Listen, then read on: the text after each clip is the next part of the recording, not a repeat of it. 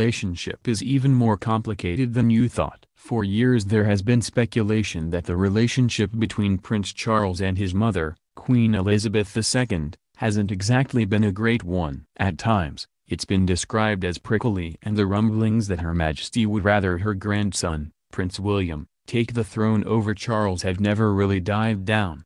Here's what we know about the relationship between the Queen of England and the Prince of Wales and how it got to this point. They never formed a mother-son bond. The prince and his mother's lack of closeness could stem from her reportedly not being present during his childhood. Because the Queen had many royal duties to tend to in the years after Charles was born, he was reportedly cared for by nannies and other palace staffers more than his mother.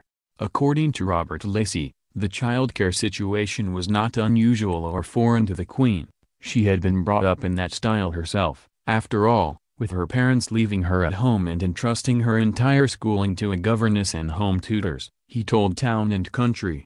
Biographer Jonathan Dimbleby agreed and quoted Charles as saying that it was inevitably the nursery staff who raised him. Queen Elizabeth never liked Camilla Parker Bowles. Many people have long believed that the reason for a rift between the Queen and her son has always had to do with Camilla Parker Bowles. The Prince and Bowles dated in the 70s, but the Queen reportedly wasn't a fan of her then, and therefore, Charles could not marry her. When he went away for his naval duties, his ex married her on again, off again. Beau and Charles later married Diana. However, Parker Bowles and Charles ended up rekindling their romance and carried on an affair with each other while they were both married to other people.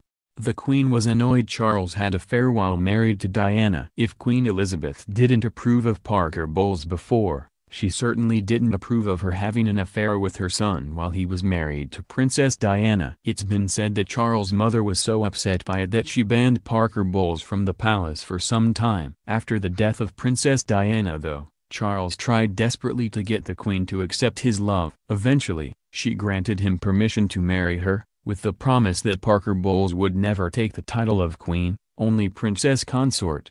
Queen Elizabeth moved Charles to a lesser palace. When talking about the royal family, there really is a such thing as a lesser palace, and that's apparently where the Queen banished Charles to at one point. In Tom Bower's book Rebel Prince, The Power, Passion, and Defiance of Prince Charles, he wrote that HRH punished Charles by relegating him to the lesser palace, St. James's Palace. He remained there until he moved into Clarence House following the death of his grandmother in 2002. Charles' mother may still not approve of Parker Bowles now. We will likely never know how the Queen truly feels about Parker Bowles nowadays. Some reports suggested that after so many years of her being with Charles, she has finally warmed up to her. But there are also reports that claim Elizabeth II will always harbor some ill feelings towards her daughter-in-law. Some believe she still blames Parker Bowles for Charles and Diana's messy split, which resulted in the royals' dirty laundry being aired out to the public. Does she want Prince William to take the throne? A rumor has swirled for years that Her Majesty would like her grandson, Prince William, to be her successor after she passes instead of Prince Charles, who is the heir apparent. That's also an idea that some members of the British public are behind too, given the popularity of William and Kate Middleton versus Charles and his wife.